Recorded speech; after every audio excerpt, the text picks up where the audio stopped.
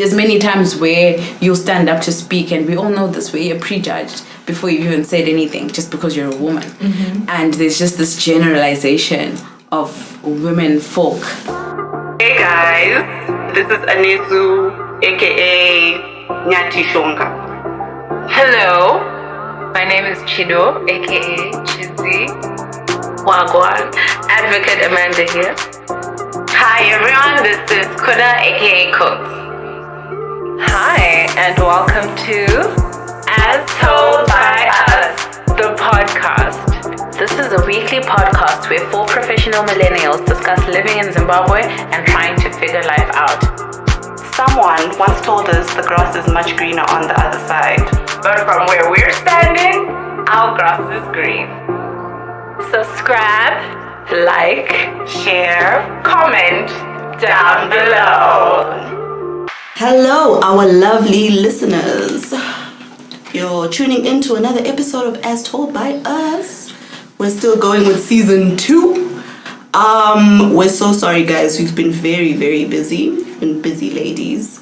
We had a speaking event. Guys, we're booked and busy. Baby, Cocoa Fest 2024. Yeah, we were at a Cocoa luncheon. What does Cocoa stand for? Connections over competition. Yeah. Thank you, Gratitude Line, for having us. It was really good. I think it was insightful. We met some really interesting people. Yeah, so if you do want to book us for an event, we are now professional speakers. Book us. Our info is everywhere online. And yeah, it was a nice experience, I think. It was a good networking event. Yeah, so... And also, we were looking fly as hell. If you don't follow us on Instagram, on TikTok, on Facebook, on X, I don't know what you're doing. I don't know. Because you were looking great. We were looking amazing. And we had fun. It was a good time. Yeah. All right, on to more serious issues. Our topic today is very serious. Dun, dun. Dun, dun, dun. Kuda, take it away, Kuda. So, I hate this topic. So, I don't know if they're over now, or they'll be over by the time this episode is released. But there is a 16-day...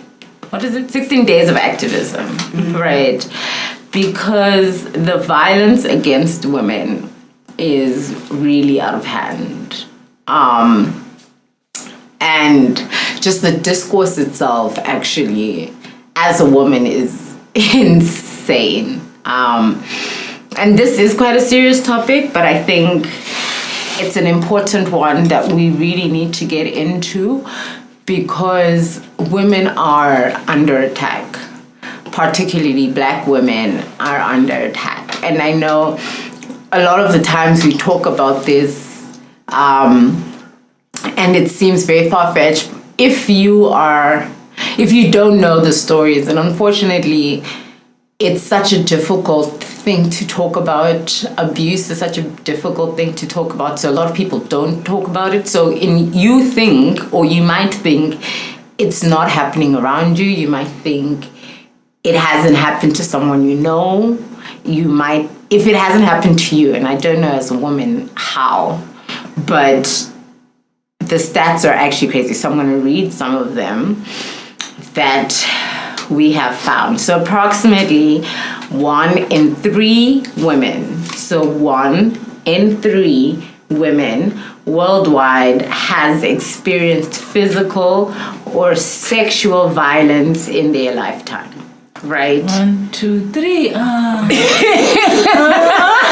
definitely one of us. What? So one of us here has. Including 6.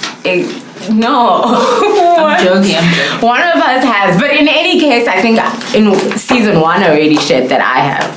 So already, it's not even a mystery. One of us out of the 4 of us has, right? And then 1 in 4 women aged 15 or older has experienced physical or sexual violence by an intimate partner. at least once. Right? An estimated 7% of women have experienced sexual violence by someone other than their partner. So already that tells you that our violence mostly stems from the people we get involved in.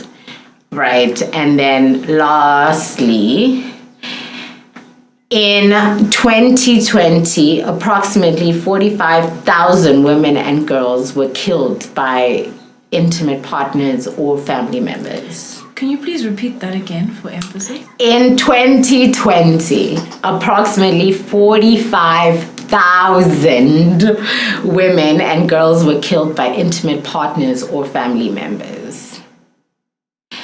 Violence against women costs countries billions of dollars each year in healthcare, lost productivity, and other associated costs. So, like I said, I know it seems like because nobody talks about it, people don't speak about it, it seems as if it's not happening. Or a lot of the discourse happens if you think about Black women in America, they're quite vocal about it. So you might think, oh, South Africa, closer to home, SA is wilding. That's also, so you always think it's not happening in Zim, right? You always think it's happening elsewhere. I know Zim women are quite quiet about it. We don't really make a lot of noise. But then you start thinking of just the discourse around it. If you think about that 14-year-old, was she 14? That 14-year-old girl that disappeared. Yes. Nobody was looking for her. The discourse around her was, oh, akatizira. It was so disgusting what people were saying. But again, even then, even if, let's say, akatizira for real, she's 14. It's illegal. It's still an assault. It's still abuse, right? But the way that we talk about it like it's nothing. Like she's at fault. We blame the victim, right? A lot of people talked about her body and her boobs. That shows that she knows men. What does that have to do? And the fact if she has slept with men, again, that's still abuse, right? But we talk about it like it's her fault. I think what I picked up from even just people's comments was like, it was as if though people are saying girls these days are so thirsty that they start having sexual relations with men at early ages. And to me, it's so crazy because what do you mean a 14-year-old is thirsty? She knows nothing, right? Like she was either groomed or she was actually she was essayed. Yeah. So to me, it was just so heartbreaking to people actually are convinced that when young girls tizira or when young girls are found in situations like this, it's always she's the one who is thirsty for these things. It's never we don't ever look at it from a point of view of she's. And who are the men? Who are the men that are taking her? Who are the men that are sleeping with her? Where? And even if she says she goes to find a blesser, who is this blesser that is okay with essaying a 14-year-old? And how is that okay, right? And we don't even know. The worst part is I don't know, at least I don't know if she was ever found. If there was apparently she was found. She was found with a guy who was significantly older than her. People were saying it was a boyfriend. Man friend. Yes. men friend. But yeah, it's just I don't know. Because once it was known that she's been found with a male, then it was like Saka, we told you so. We told you so, right? And that just kind of negates everything that you would have done. Like if you're saying she's a victim, she's this, it just kind of feels like nobody takes any of this seriously. And I think also just looking at how our age of consent changes every year, right? We started off at 16. There was at 15, I think. Then moved to 16. Human rights lawyers said, no, it must be the same for girls and boys. Because remember there was a point where it was like 15 for girls, 16 for boys. And then they said, no, it must be the same. Then the girls one moved up to 60. Then it dropped to 12, right? Imagine. Age of consent was 12. And then now it's on 18. Family matter and the truth for the matter. He was God's plan to show you. Oh, be nothing just opened TikTok by itself. Aggressive. Certified. I think it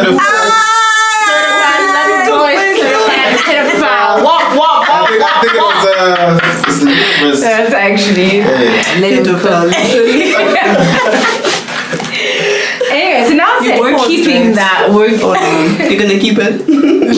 I feel like it's timely. You know, when I think about it, I feel like women and girls are just so disempowered. We pay a lot of lip service to it, but I think it's so difficult for a woman to make money. And that link to money and power puts us in a position where we have no self-determination at all. So every girl, young woman, you know, it's not like there's a list of tips that we can give to say, this is how to prevent getting raped. It's just a toss of a coin. Figures like 1 in 3 are that literal because there's no one who's immune from it. It just depends on where you end up.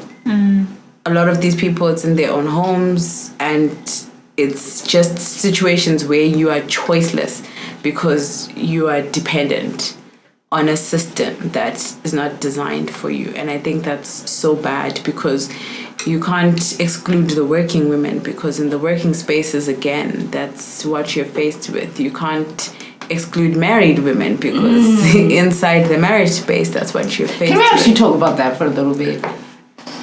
The fact that people don't think, and I've had this conversation many times, men don't think a woman can be essayed in marriage. Because they paid for it, and that's why I'm bringing the money part of it. Because that's where you lose your self-determination, because now you are a body. You are a body. You belong to this person. You can't say no. Because what's free will if you're a woman? Because that means I have to conceptualize that, okay, I've paid for this person, they're my wife, whatever that means. And our system is designed to say that this is now a person at your service. That's what they'll tell you when you're leaving your home. In his mind, he's like, I've purchased this individual, so now there are rights. Yeah, but it's not like obligations that accrue. So there are rights that accrue to him. Hey there, lovely listeners. So listen, running a podcast in Zimbabwe is quite the journey. It requires resources. And when I say resources, I mean money, time, and effort. Wondering how you can support us? Well, we've got you covered with Inbucks.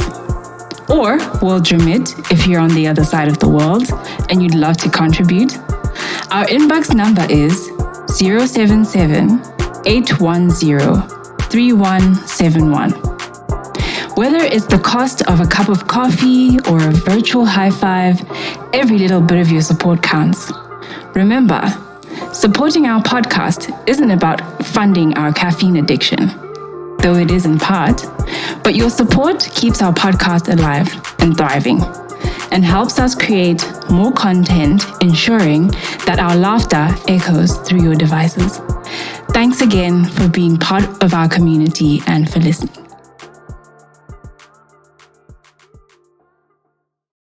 And there's this concept of like perpetual consent.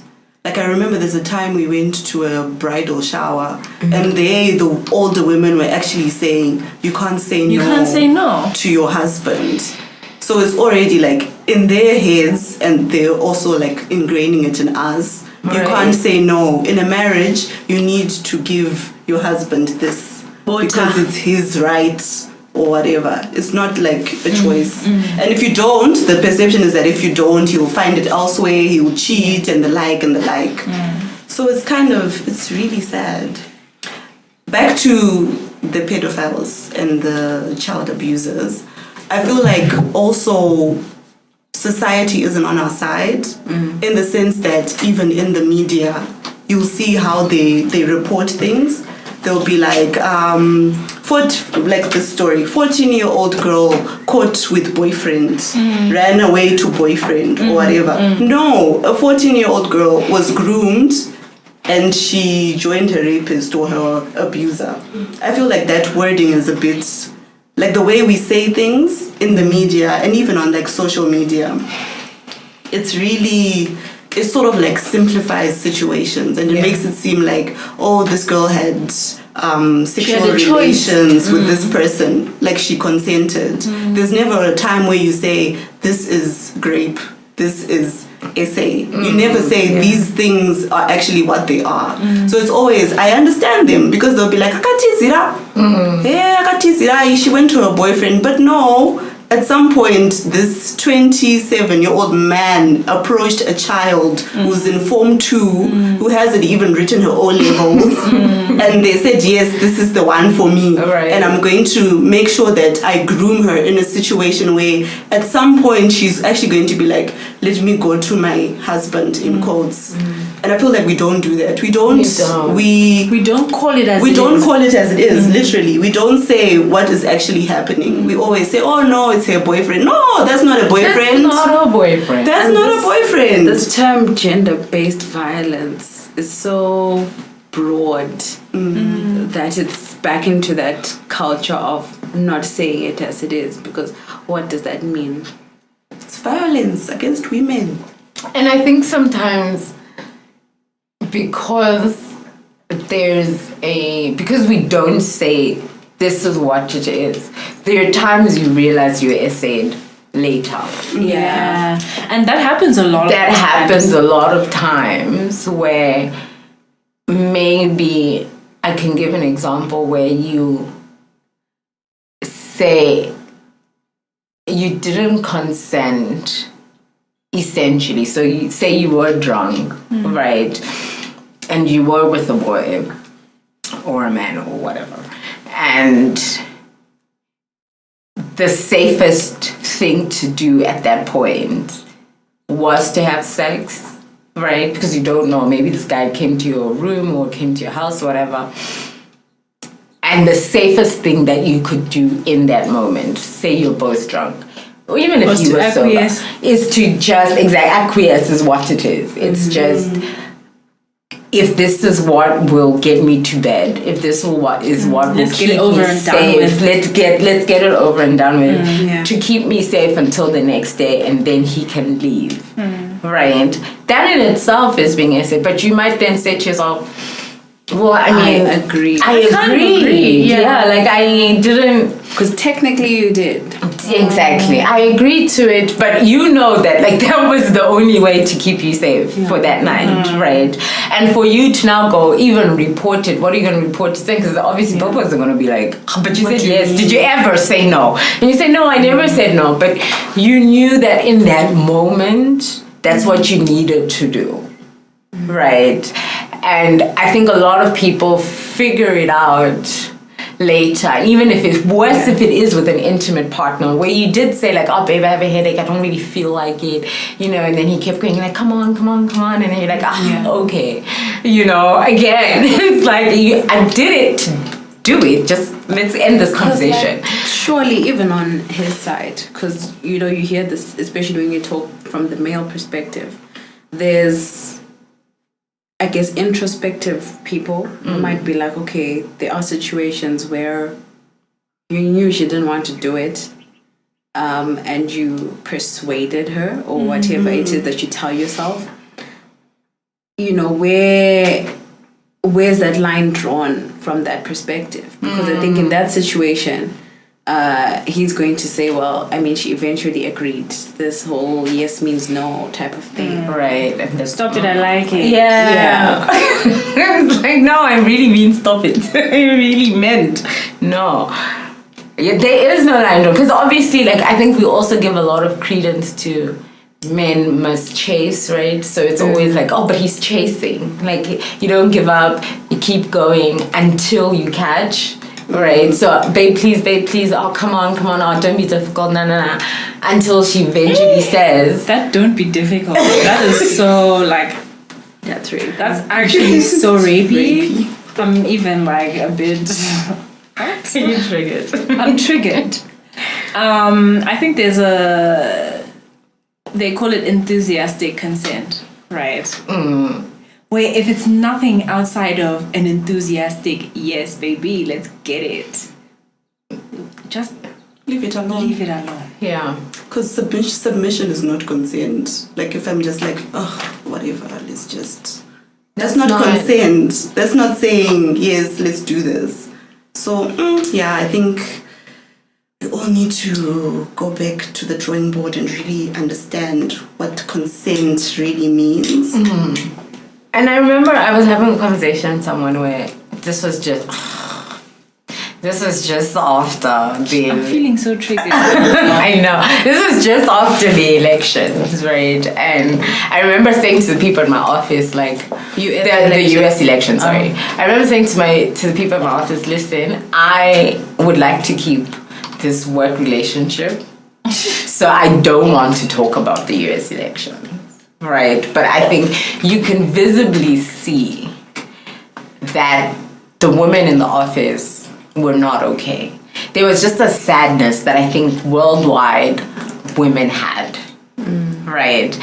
The men in the office came in high-fiving, fist-bumping, screaming, like, see, we told you Donald Trump was gonna win. See,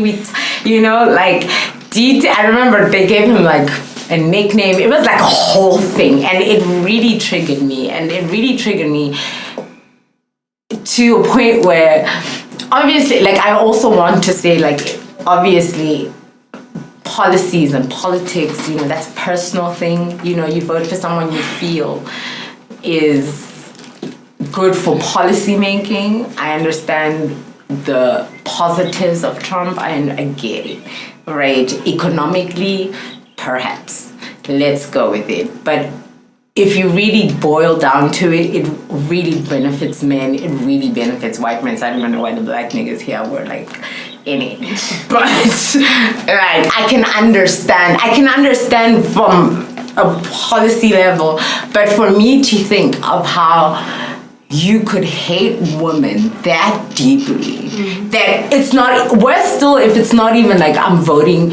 It has nothing to do with abortion. It has nothing to do with healthcare. It has nothing to do with anything. The fact that it's not even a consideration in your mind that how is this going to affect the woman next to me, right, was really so triggering for me. And obviously, like I'm saying, this is things happening in the States, so, but Zimbabwe doesn't have abortion laws, right? Well, I mean, we do. It's no, all right? And to think about just how devastating that could be, even for those that get US aid in this country, all of that, how that is not even a consideration, right? So there was, I could tell, a visible sadness with the women in our office. And like I'm saying, the dudes really came in very super excited, like we knew this was going to happen. And it was really triggering because it was, for me, it was really just men hate women, period.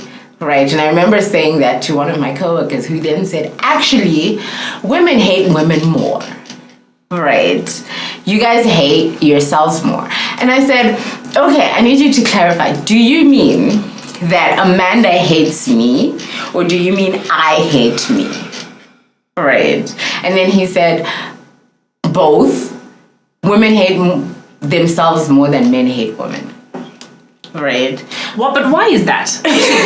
Let's talk about it, because don't make me. I said, what are you talking about? Why have women been conditioned to hate themselves or to hate each other? It's because it came from the men hating us, and then we kind of just took it on board and started competing with each other.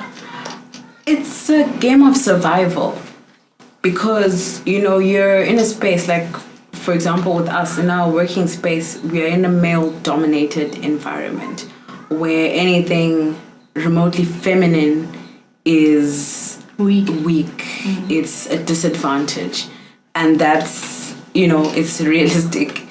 It's not that it's realistic, but it's reality. It's your lived reality to say that every day, everything that makes you a woman puts you behind. You have to, you're on a back foot. And I also feel like it's a narrative that we're fed and we buy into. And I don't know how that cycle can break. Because, the Kamala thing, I remember saying to someone that, it feels personal. Because it's a clear representation of where is the world at ideologically right now. Of course, there's a lot of nitty-gritties if you look at, the quality of the campaign and certain things and nuances. But also for me, I think it speaks to a time in the world where people don't know what to do with the Black Women's Campaign. Right. Where you can see that there's confusion, there's panic. They don't know what to do with it. And she becomes less of an individual and becomes a Black woman or a woman and a figurehead. We don't know what she is. And for me, that's one of the most frustrating things, because you're faced with this reality where the action of other women, whether I like it or not, directly reflects on me. I get frustrated when I see a woman not doing well or pushing or just like crumbling or dropping the bag or dropping the ball, especially in a professional setup. Because why? That's a loss of points for all of us. There's many times where you'll stand up to speak, and we all know this, where you're prejudged before you've even said anything, just because you're a woman. And there's just this generalization of women folk. So I don't know, I feel like all of these things are interconnected into the result of the stats that we see. And I just think we're not seen as people, right? Yeah. Like, women are not people, which is so frustrating as a woman, because you have no... You can't. I'm sorry. That came out of nowhere. That was true. No, but you're right. That's what we are. We are sex dolls, and it really is. It's so frustrating, because if you also look at the stats, or at least where how many single parent households are run by women, right? You are basically saying this person is nothing, but somehow she's good enough to raise a bunch of kids. She's supposed to take care of a household by herself, right? A lot of the time, say her husband dies. If one of the brothers doesn't take over, then it's one of those, she's back again asking for money. This is a person that you don't think can work. This is a person who has no brain process. She can't think for herself. She needs men to think for her. But somehow she's supposed to raise these kids, take care of these kids, pay for these kids to go to school. Otherwise, she's also a nuisance, because she keeps asking you for money. You don't like that either. She's supposed to go to work. She's supposed to stand up. She's supposed to do her own thing. But when she does do that, she's going beyond her place. She doesn't know her place. She doesn't know when to shut up. She doesn't know... She's disrespectful. She's rude. Where do you want? Where do you want her to live? Where do you where do you want her to stand? If she stands like quote unquote a man, she's disrespectful. She stands like quote unquote a woman, she needs to be taken care of, she's a bother. What do you want her to do? Gold digger. Exactly, she's a gold digger. What do you want this lady to do? And I think the frustration for women is just not knowing we're constantly having to shapeshift. And it's so frustrating, because you don't know at any given time what you're going to get. And where still you have to shapeshift for the same people. One day I have to stand up with the same person. Next day I have to submit myself with the same person. I don't know what you want from me on a day-to-day basis. I might even need to change myself on an hour-to-hour basis for the same person. It's different when you're doing it. You know how you code switch, right? Like, when you're speaking to white people, you speak to white people in English, and then maybe when you're speaking to your homies, you speak to your homies however way. It's different when you have to code switch between different groups of people. But when you have to code switch with the same person every hour, it gets really frustrating, right? Yeah. Anyway, so there are a few definitions of sexual assault, right, that I will read. But sexual assault does happen very differently, and it will happen very differently for different people, right? And there is a difference between being essayed and being, what did Vanessa say, raped? There is a difference. Obviously, everybody knows being raped is the actual physical penetration, although also that definition has shifted a lot in this country. Y'all are sick. Right, but it is penetration between things and other things, right? But assaults, because it's a bit more fluid, could be attempted rape, and this occurs when someone tries to rape another person but is stopped before completing the act, right? This could be violently, or sometimes it is, like we said, where it's an acquiescence, right? There's fondling or unwanted sexual touching. This includes any unwanted touching of a person's breasts, private areas, or it says breast, genitals, or intimate body parts. Yeah. What if it's like just a handshake, but it's very lingering and it's very icky? You know the handshakes I hate. You know the ones that do like would tickle. this. Oh, they smile. I hate those. I feel like that should be included in that. Please stop, because Uncle. that is so icky. Can you stop doing that? That is so icky. Six, do you know what we're talking about? I do. Disgusting. That is so icky. So nasty. Like, if we shake hands, can we just let go? I don't want to have to. I don't know if it's an era thing, like if from that era, was it a thing where people would shake hands and... Your friends are doing them. People are doing it now. Yeah. Like even currently, Yes. People do the inner tuckle. Oh, Please, Uncle, stop it. Oh. It's so nasty. Oh, please stop that. Oh. Anyway, penetration of victims. Oh, no, sorry. Forcing a victim to perform sexual acts. Can I also say, like, this is for our profession. You know that there are some firms that are known to be essay firms. Yeah. You know? And like for me that's crazy because everybody says, like, I remember having to say like, oh, I used to work at, and they were like, huh, so who did you sleep with? And for you to say nobody, they're like, you're lying, because this is a firm known. Worse if you're a female, this is like you have to have before you left. How long were you there? Oh, I was there 3 years. Lies. There's no way you did 3 years and made it out without sleeping with someone. Do you know how crazy that sounds? Horror stories. What's sad, especially in Zim, is that it starts at school. There's no lecturers and people who start at university stage. Remember, we had a lecturer who, even like during the lecture, he'd come, switch off the lights, and say, "I like it in the dark." Oh yeah. And you're like, what is wrong with you, And sir? you start thinking like, what? Is it just me? Did everybody hear that?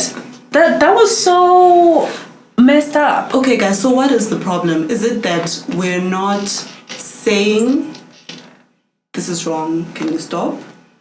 Or what is the problem? Or the men are like, guys, just relax, it's not that deep. For me, it's money and power. That's it. Yeah.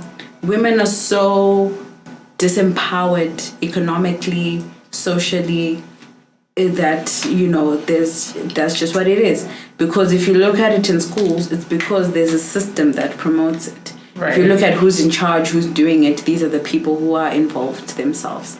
So breaking that system is difficult. If you look at it at the law firms that we're talking about, how many law firms are women-led?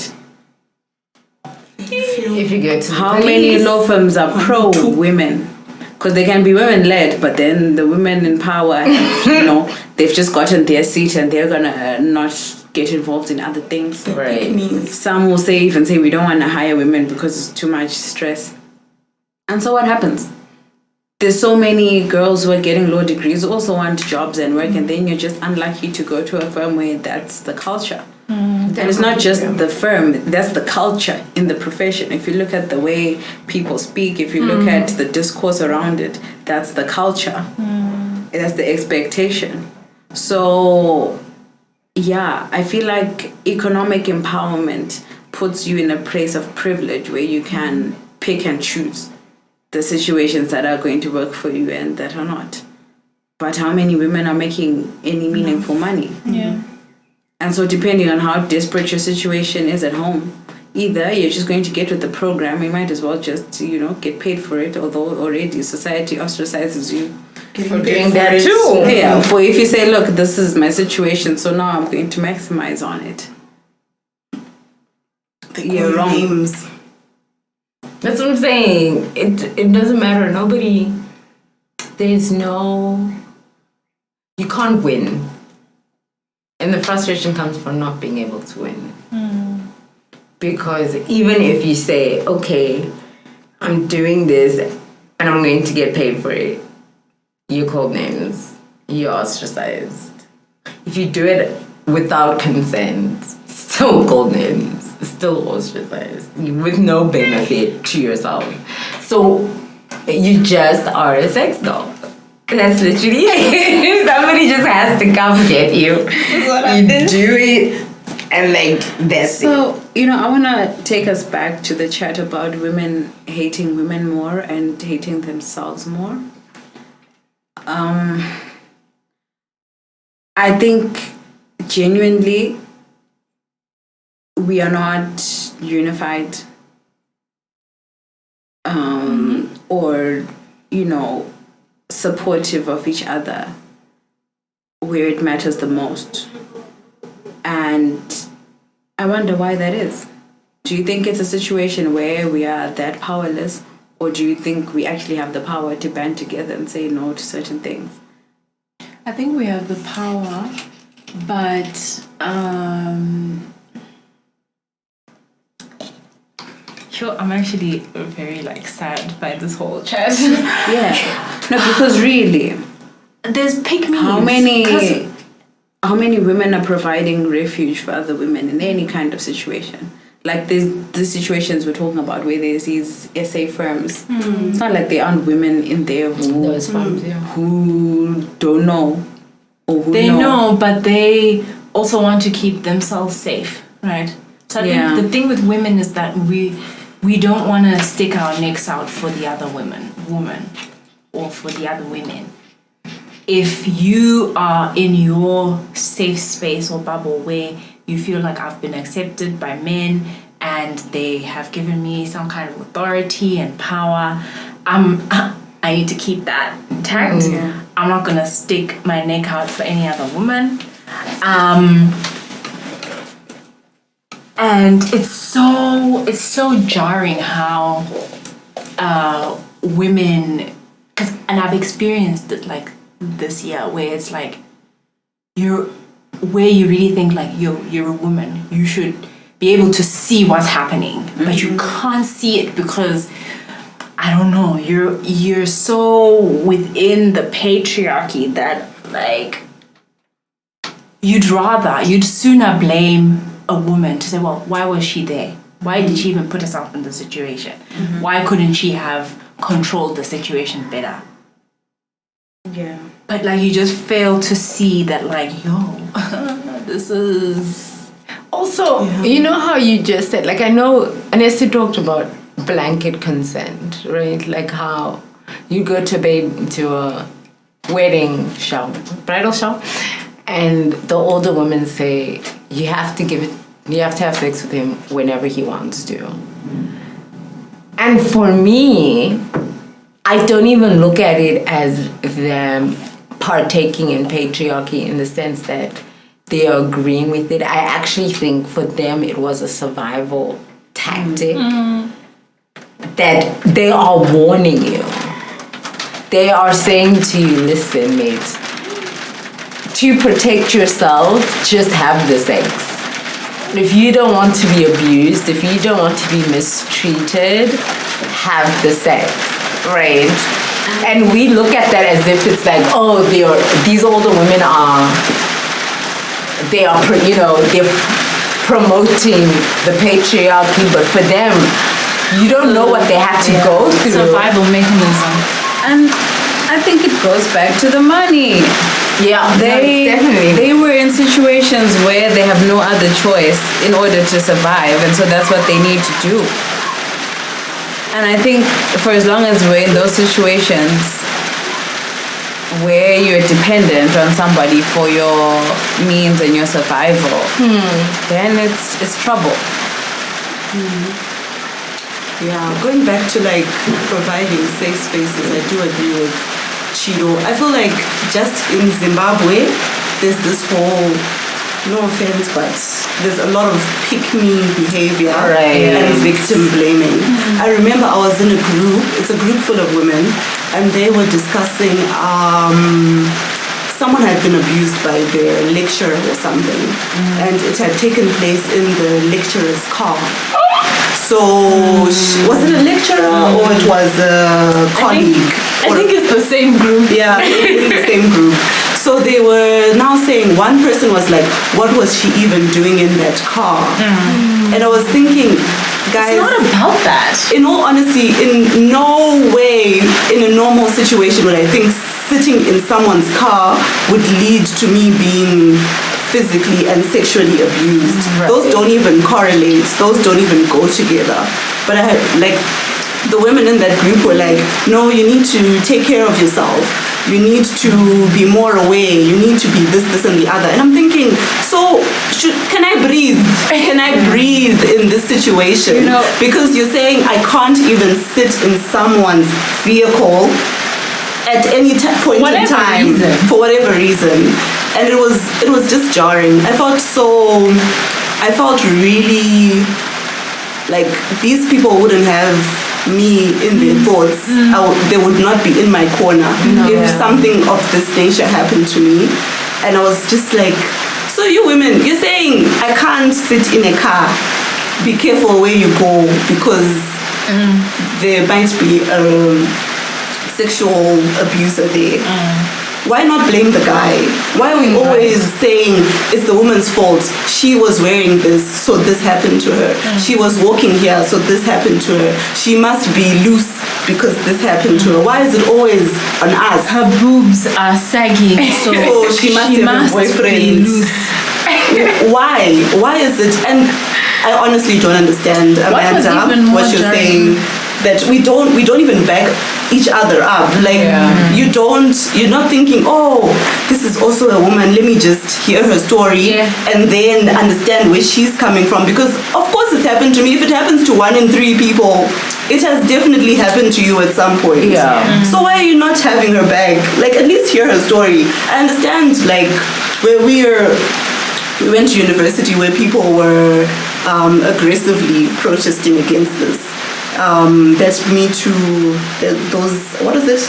Was what? Silent protest. Reference list and all of that. I understand. People can make stories, and we did experience that, where people were making stories. But the people who have real stories and the people making up stories, it doesn't even track. Like, there's so many people who have actual real stories. Right. Then there's that one person who wanted to get back at her boyfriend. So why do you think it's fake? Why do you think everyone is making up something instead of like trying to understand and believe someone's story? Personally, I don't understand. What was also jarring to me was in that particular group, these women are educated. So they are elite, like they know what essay is. They know, like, if we're talking about legal definitions or whatever it is, they are so on the ball with that. But then to me, it's like, I also felt like there's a bit of a complex, like there's a superiority complex. I don't know if it's a superiority complex, but it's like, oh no, this could never happen to me, right? It can only happen to the dum-dums or the girls who aren't smart like me or whatever the case is. I think that's also what I felt from just reading those comments. It was like, oh, okay, you think you're better than a woman who has been essayed. But then the stats are saying that 1 in 3 women. So it means that also you at some point have been, but you just haven't had the courage to come out and say, hey, because in your mind you think, if I've been essayed, I'm a weak person, right, or I'm silly, or I'm dumb, or it was my fault. But and then you don't label it essay. Right? Exactly. So that's also the problem, where we don't speak out enough to say, oh, this actually happened to me, hey. We're not vulnerable enough to say, guys, yes, with all my degrees, with even all of this, or with all of my, social standing and stature, I've also been essayed. And it can happen to anyone. Like, people don't talk enough about that, which is why sometimes also some people feel like it could never happen to me. Or that it doesn't happen at all. Yeah. Because why only you? Yeah. Why are all these other women working at the firm and no one else has ever made that kind of complaint?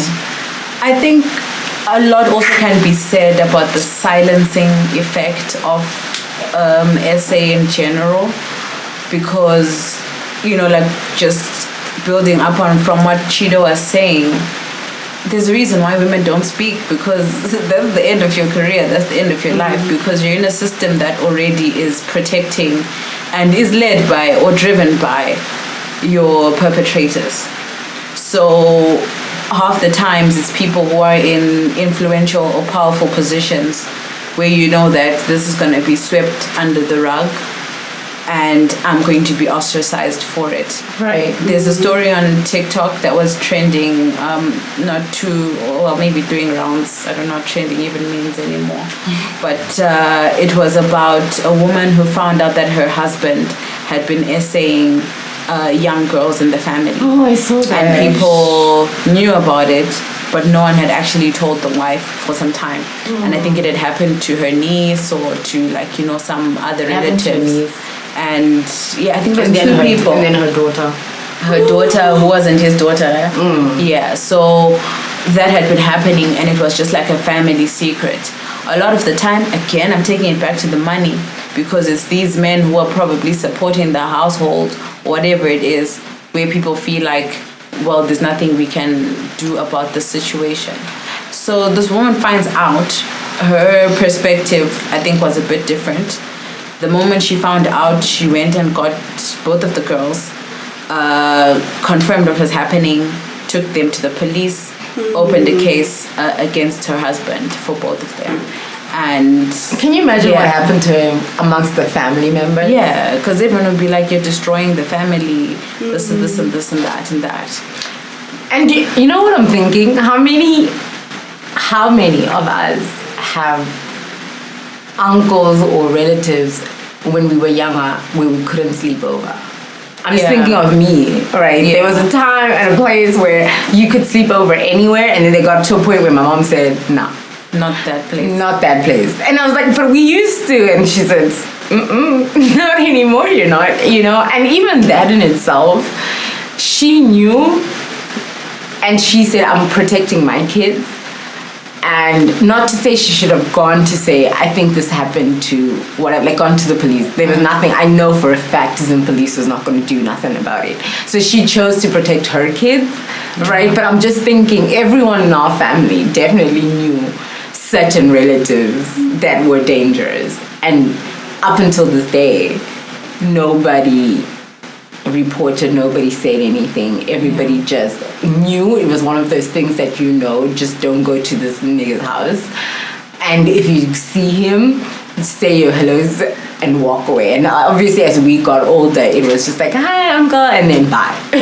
Right? Because you don't want to get too close. Because you know, when you get too close to him, you want to have a conversation with him, it turns creepy. It turns weird. And I know we had the conversation a few weeks ago about Chiramu also, you know, and those things also get really creepy and really... What's Chiram? You know, where we said that your Tete's husband is your husband also. Oh, yes. And your sister's husband is your husband also. Yeah. You know, we've had so many of these things happen and we know, and we don't report it because we also know that the people, like Amanda is saying, it's money and power. The people in power will do nothing, right? There's a lot of things that they will put under the rug, or they don't take too seriously. Like, you know, they will pretend like they're taking it seriously. And then when it comes to actually doing something about it, it turns into nothing, right? Either the guy is able to pay off the popos, right? So you know nothing's going to happen, or it's not even worth pursuing because there is no justice for you as a woman, right? And the more noise you make about it, worse still, the more your character's put into question, the more you're asked. And just even looking at things like worse with intimate partners, right? It becomes but that was your boyfriend. Oh, but that's your husband. Or, you know, like, of course you did 1, 2, 3 things, or he expected 1, 2, 3 things. And now if you go to the police, all those things also come into question. Your character goes into question. You go to court, it's a public record. Evidence needs to be proven, and now there's evidence of you doing things or saying certain things or whatever that ends up being, well, you asked for it in the end. Oh, you know, I remember somebody said to me, oh, you just must be more careful about the things that you post online in the beginning of the year. And I was like, huh? What are you talking about? It's my fault that I posted a story on Instagram having a great time. Are you kidding me? You know, but why did you post that in the first place? I was having fun. Jesus Christ, like, leave me alone. But it became, well, if it wasn't for your post, this person wouldn't have had ammunition or whatever, you know. And for me, it was like, that's not a reflection on you. First of all, shut up. You know, what's sad is you've just reminded me of a conversation I had recently, but I was on the other side. And in this case, it's advice to, like, in a family law setup, to someone who ultimately would want custody of the child. And I remember looking at her statuses for a while. This is a young person, obviously just living her life, you know, whatever. But immediately, the lawyer in me is like, you know, this is a screenshot in a court file and that's it. Yeah. You know what I mean? While I'd want the freedom to also post what I want or portray myself a certain way that I want. All those things, like using that ammunition, like, those were my exact words. Because I was like, look, I get you, but then, like, for where we're trying to go, and if you're likely to get resistance, because that's the rule. Custody, they'll give it to the mom, but if someone wants to take it from you, they're gonna attack your character. Yeah. Because they have to show that for some reason you're unfit. And what is unfit as a woman?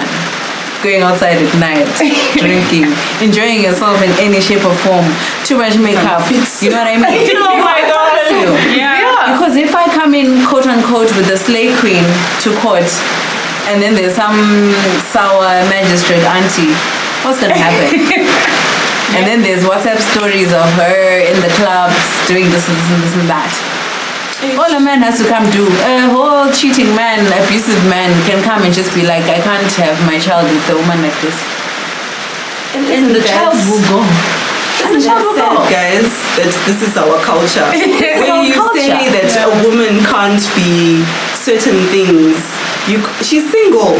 Like, where's she finding the husband, though? Yeah, like, she needs to be outside. And let her say that the same man is also outside every weekend. So what? Isn't that sad? So that's what men do. Under like a men thumb, will be men. Cultural thumb to say if you do this, and the other, you're considered unfit. I'm sure that kid is very well taken care of, but if your mom goes out on a Friday night for 4 hours while the child is sleeping, suddenly she's unfit.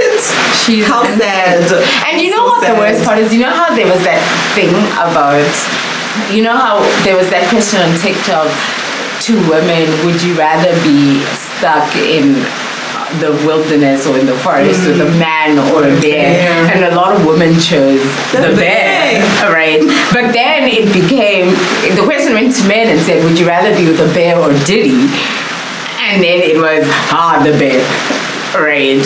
All the men chose the bear rather than Diddy. So it's also like, so you understand that men are actually the problem. Man's man gave you a question about another man. Even you don't want to be stuck in that place with that man. But you still can't introspect that to say, actually, maybe we're the problem. There's that question on TikTok to say, if there was no men in the world, a woman would be better off. And somebody said, okay, but who would protect them? And the question was, we're saying we don't need protection if we have no men, right? Because the problem that women face, is men, right? But even then, there is no introspection to say, maybe we are the problem, and it's always, again, victim blaming. It's always the women are the problem. But this is because you don't see women as people. We have no rights. We are not people. We really are we are sex dolls. 6. Your silence is deafening. It's deafening. Wow. So, I've been absorbing, obviously, the conversation. Do you feel like it's none of your business? No, I think it's very much my business. And I feel like when conversations like this come up, there's also a necessity to listen more than I speak.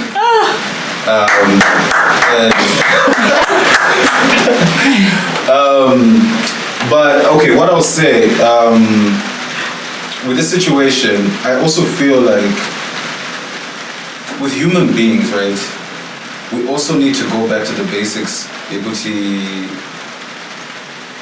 are good people and they are bad people, right? This is just a fact in life, right? And I think the scales are obviously tipped. There's more essay that goes towards women. That's just a fact. 3 to 1, like, the statistics speak for themselves. 1 in 3. Is it 1 in 3? That's 3 in 1. I was like 3 in 1. I was like, is this good? 1 in 3 in 1. 1 in 3, my bad. But I also feel like 3 in 1 doesn't. But that's probably the real stat. 3 in 1. Because the 1 is not just carrying 1. Well, can I actually say that just whilst you're there? Yeah. For men, it's 1 in 6. Okay. So it's actually not that far apart. Like, it's far apart, but it's actually not that far apart if you really think about it. And I bet you 1 in 6 is a man to a man. Yeah. I feel like also African families have this thing of like keeping up appearances, and it's very difficult for them to hold people accountable, especially if they're like a breadwinner, that sort of thing. They'll never be called out, and it's tough. It's also the reason why I was quiet as well, because I have my own experiences in a similar realm. And which I'm currently dealing with as well. So it's like, okay, I don't want to say too much because it's also a sensitive topic on my end as well. Okay. But yeah, it's bad and it's sad and it's unfortunate that it just continues to happen. I feel like the only thing in a practical sense to do and try and do is in our own personal capacity, in our own little spheres of influence, to try and do the best that we can. Because sometimes it's like, how do you fight a system? The system is just there. You're like really trying by all means. I think even with the US election, it was also a reflection in which people have now tipped over, and there's also now woke agenda. There's a whole lot of things. So I personally don't believe in politicians anyway, like both sides. I just feel like people have to kind of, in your own capacity, protect yourself. Especially in this wild, crazy society, what else can you do? You can't depend on someone to come and save you. Because if you're calling out someone and they're not doing it, ultimately it's like, I need to have just a rifle and take care of mine and my people, and try in my own capacity, like having these conversations. Hopefully it impacts the listeners, the people who actually are in our sphere of influence, and slowly but surely that reverberates and maybe that makes some change. Okay, I want to push back a little bit. How do you fight a system that favors you? Because where's the sense of urgency? I've seen a lot in these discussions, men only sort of click in if someone talks about a daughter. Then all of a sudden, I can conceptualize this because how could anybody sleep with my daughter? Even consensually, the idea of the daughter somehow being active, enrages men. But I feel like that mine and my own perspective is just not enough, because trust me, no matter how safe you think your daughter is, she's not. The moment she goes off to university, she's not. That's what I'm saying, that what is the other option? Because you can go to the streets, right? You can try and knock. I think this is actually what comes down to, like, when people are talking, giving advice, like, avoid this area, that type of thing, A lot of times, it's just like, look, let's just say Resende, for example, right? A lot of women obviously get combis there and move past, and we know for a fact that Mawindi are they harass to the highest level, And if the police and the Windies, right? Because I can band together with my boys and we can hit the streets and do that, but it's like literally like sweeping the ocean. It's just like, how do we actually stop? At the policy level, it's like the people who are in power at the very top are even perpetuating this. You get it? I get it, but then I feel like, let's look at the micro situations. Okay. How often are you speaking up? No, bro, don't do that. Yeah. How often are you? Because I think it's more on the cultural level rather than on the policy or thing. Just like there's certain behaviors, conversations where you as the guy will be like, these guys are talking XYZ, but then you keep quiet. Like I remember, even when you talk about US elections, Kuda mentioned not wanting to talk about it at work. I brought it up in a workish space. And it was mostly silence. And the one guy who was pro-Kamala came to my DMs to have a conversation. So I didn't want to openly say it out loud. You know what I mean? What help is that? And it was literally a thing where he's like, there's people in the group who are like this. But then you could see that they were intrigued in sharing their thoughts. But he didn't feel safe enough in that space to be that guy. To voice the dissenting And so opinion. so for me, that's the micro levels that I'm talking about, to say that,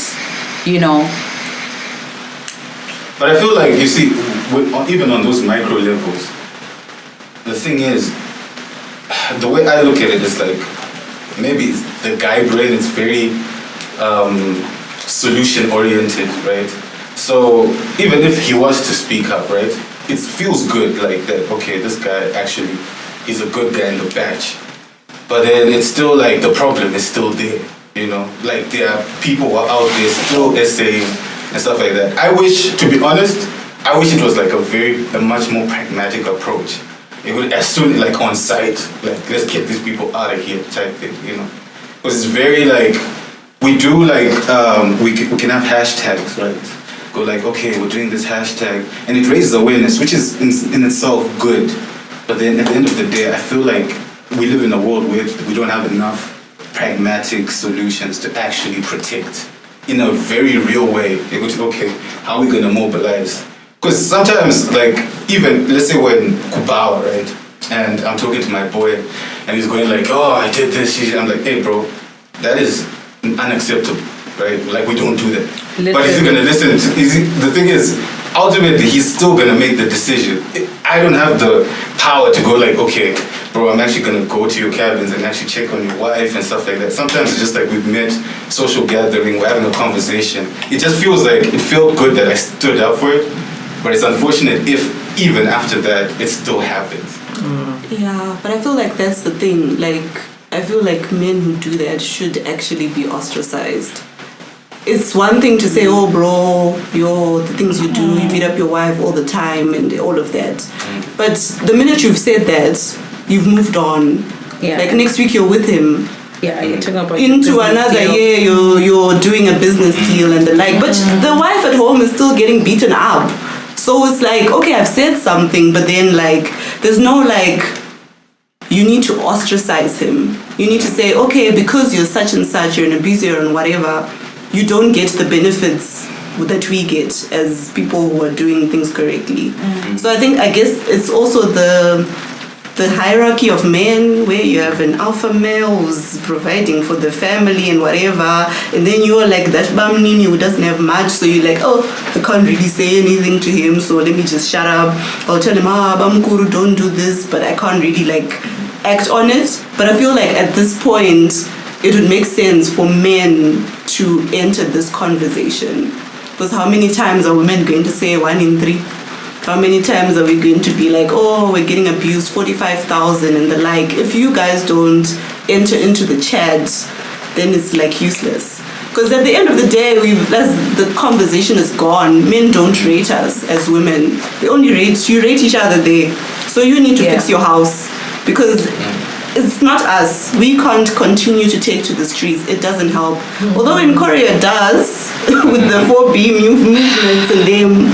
But for the rest of us who are still fighting economic strife and we're under the harsh thumb of patriarchy, it needs to come from the guys, I feel. Because but I think the guys need to also make the loudest. But what's motivating them? Why are you fighting a system that favors you? Nothing. That's why I'm saying there needs to be punishment of some sort. Because right now, you guys are... Chop that shit. Castrate. Yeah. One less problem. Yo. So we don't have a resolution, guys. Castrate. Castrate is the answer. Listen, I think at the end of the day, women are frustrated, and I do think as women we need to see each other a bit more. Let it not be the narrative that we hate ourselves more than men hate us. I'm quite happy to blame patriarchy for everything, and I think we really need to get to it. I don't know why the 4B movement is working, and I think that needs to really be. I know why. What? They cut off the sex. No, but this is what I'm saying. Like, how is it? Is it that Korea's economy works well, that women don't need men and don't need what's that what is that word when two people come together, companionship, that women are happy to be alone, right? Is that why? Because they have a functioning economy, so we don't need men's money, so we take away from power and money, we take away the money aspect of it. That's why it's working. Are there more women in power that now women are able to speak up and they are heard? I think that's what I'm saying. I think that needs to be, we need to understand that more, because it's easy to say, listen, I'm going to be a single woman, no sex, no nothing, but like, or I'm going to, if I do have sex, I'm going to have sex for the fun and then I'm going to move on. But is it because it's a functional economy?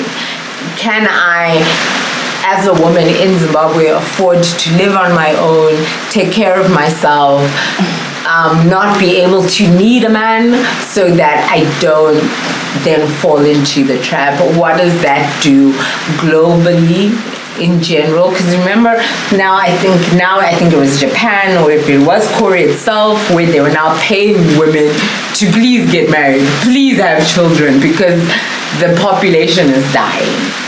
Right. And obviously, if I'm going to get paid to have a baby, listen. At the very least, I'm getting a benefit from it, right?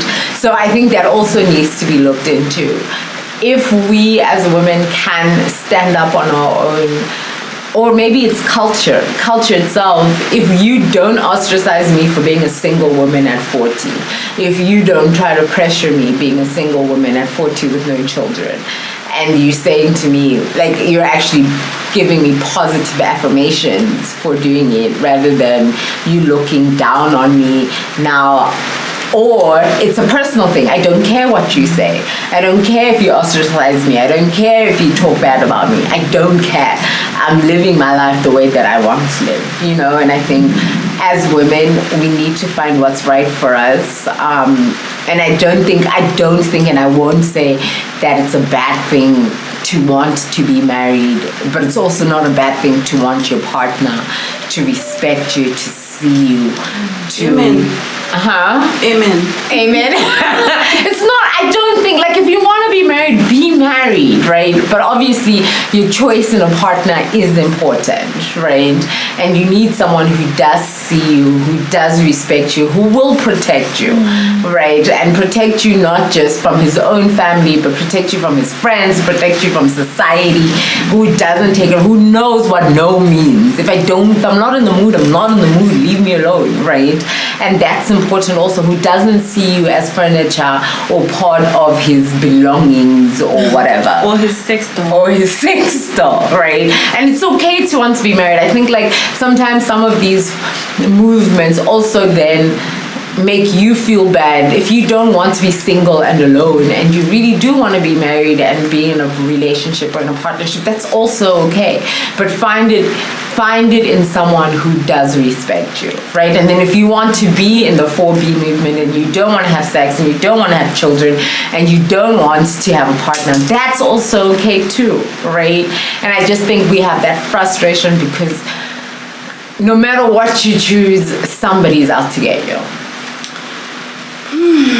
Okay, I think to close, I'll comment on your last question, Kuda.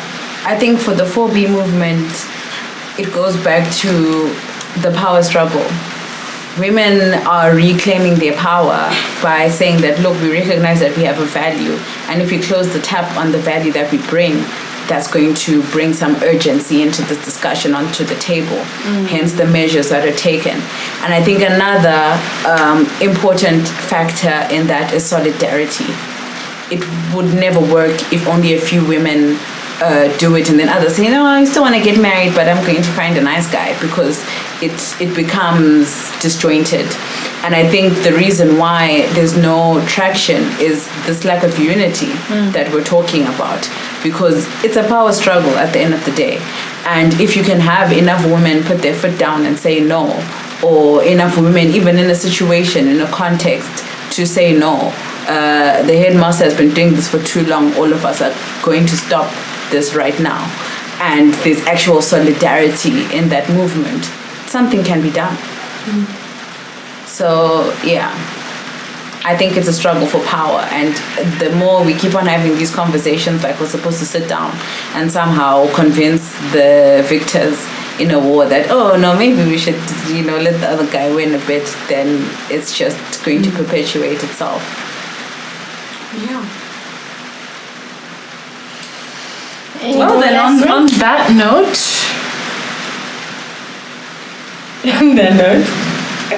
we're ending the episode here. Castrate. Yes, castrate. We're not sex dolls. Anyway, thank you for listening. See you next week.